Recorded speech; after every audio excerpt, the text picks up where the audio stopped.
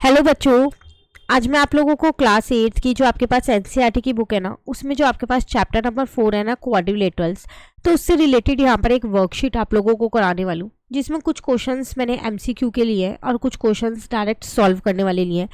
ये जो पूरी वर्कशीट है, ये जो आपने पैरेललोग्राम, रेक्टेंगल, स्क्वायर, इनकी प्रॉपर्टीज़ की थी ना, तो उस पर बेस्ड है।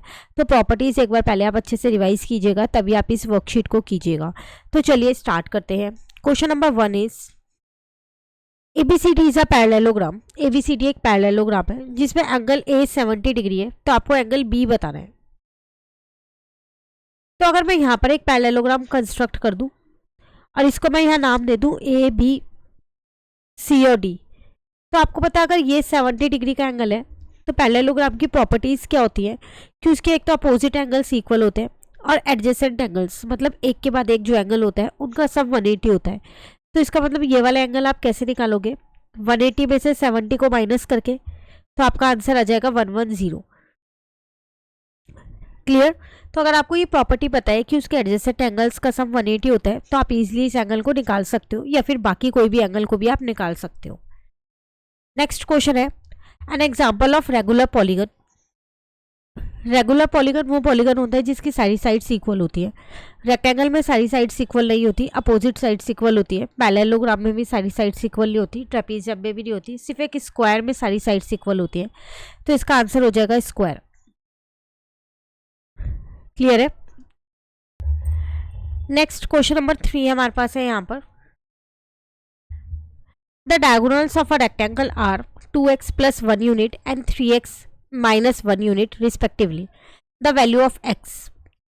तो आपको एक रेक्टेंगल के डायगोनल्स दे रखे हैं, उनकी जो लेंथ दे रखी है वो डायरेक्टली ना दे के x की फॉर्म में दे रखी है। आपसे कह रहा है उस x की वैल्यू क्या है। तो रेक्टेंगल की प्रॉपर्टी थी कि जो उसके डायगोनल्स होते हैं वो इक्वल इन लेंथ होते हैं। तो इसका मतलब 2x प्लस 1 जो है वो किसके इक्वल होगा? 3x माइनस 1 के इक्वल होगा। यही है। तो मैं इस वाले 1 को इधर ले आई तो प्लस का हो गया, और इस 2x को उधर ले गई तो माइनस का हो गया।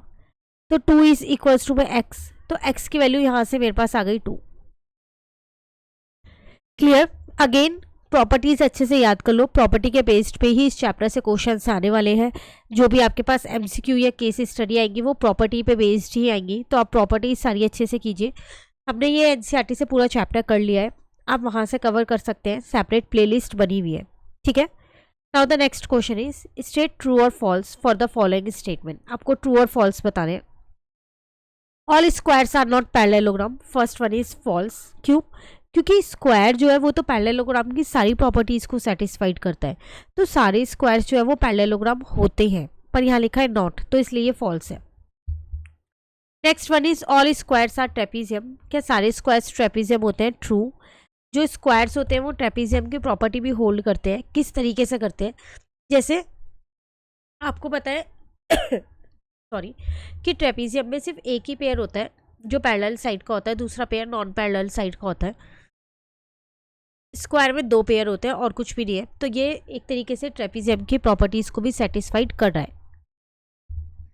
तो इसका मतलब मैं ये कह सकती हूँ कि जो सारे स्क्वायर्स होते हैं वो ट्रेपीजियम होते हैं। नेक्स्ट में आपसे थर्ड पार्ट में क्या कह रहा है? All rectangles are square. क्या सारे रेक्टेंगल्स स्क्वायर होते हैं? नहीं। सारे सारे स्क्वायर्स आपके पास रेक्टेंगल हो सकते हैं, पर सारे रेक्टेंगल्स जो है वो स्क्वायर नहीं होते, तो इसलिए आपके पास आ जाएगा false. Clear? Next is question number 5। Two opposite angle of a parallelogram are 5x minus 8 degree and 2x plus 82 degree. Find the measure of each angle of a parallelogram. कह रहा है आपके पास एक पैरेललोग्राम है, इसके 2 अपोजिट एंगल्स आपको दे रखे हैं, बाकी के एंगल्स भी आपको फाइंड करने हैं, और ये 2 तो फाइंड करने ही करने हैं। तो पैरेललोग्राम की एक प्रॉपर्टी होती है कि उसके अपोजिट एंगल्स इक्वल होते हैं। तो हम पहले यहाँ लिख देंगे in parallelogram opposite angles are equal.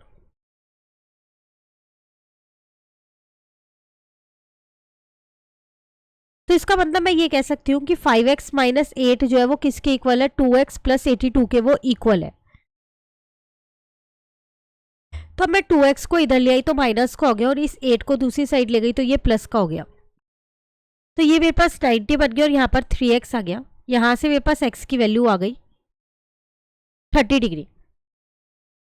तो मैंने माना था जो मेरा एंगल ए था वो था 5x माइनस 8 और जो मेरा एंगल सी था वो था 2x प्लस 82। तो मैं यहाँ से अपना एंगल ए फाइंड कर सकती हूँ। 5x माइनस 8 है तो 5 इंटू में 30 रख दूंगी x की जगह, x की वैल्यू माइनस का 8, तो ये हो गया 150 माइनस का 8, तो 142 डिग्री आ गया।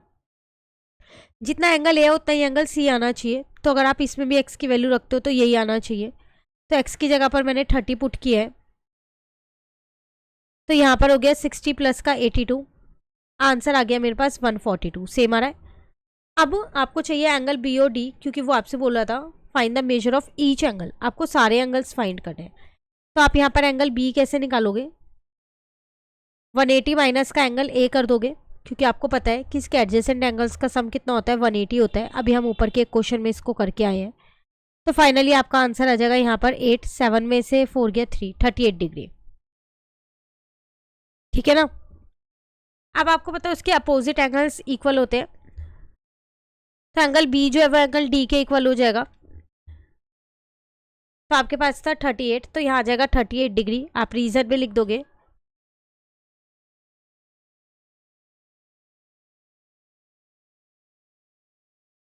Opposite angle of a parallelogram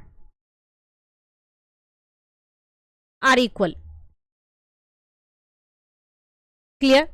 तो ये था आपके पास क्वेश्चन नंबर 5। चलिए अब आते हैं हम अपने क्वेश्चन नंबर 6 पे। लास्ट क्वेश्चन है, कह रहा है in quadrilateral which of them have diagonals bisecting each other, which of them have their diagonals perpendicular to each other और which of them have equal diagonals. 3 cases है। बताओ किस case में डायगोनल बाइसेक्ट करते हैं, किस केस में diagonal perpendicular होते हैं और किन किन केसों में डायगोनल्स जो है वो इक्वल होते हैं। तो ये अगर आपको प्रॉपर्टीज आती है तो आप इजीली बता सकते हो। जैसे फर्स्ट वाला डायगोनल्स जो बाइसेक्ट करते हैं वो पैरेललोग्राम के केस में करते हैं, क्योंकि पैरेललोग्राम की प्रॉपर्टी होती है कि उसके डायगोनल्स बाइसेक्ट करते हैं। रेक्टेंगल में भी करते हैं, रोम्बस में भी करते हैं और स्क्वायर में भी करते हैं। ये सब उनकी प्रॉपर्टी है।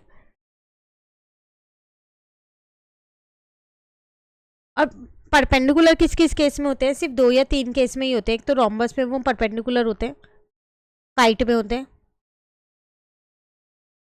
ठीक है, 2 में होते हैं परपेंडिकुलर। स्क्वायर में भी होते हैं। और इक्वल किस किस केस में होते हैं, डायगोनल्स रेक्टेंगल में इक्वल होते हैं, स्क्वायर में इक्वल होते हैं, उनकी लेंथ इक्वल होती है। अभी हमने ऊपर एक क्वेश्चन किया ना रेक्टेंगल को, उसकी लेंथ इक्वल थी तो हमने वहां से एक्स की वैल्यू फाइंड कर ली थी, तो वही। और एक आइसोसेलेस ट्रेपीजियम में भी इक्वल होता है।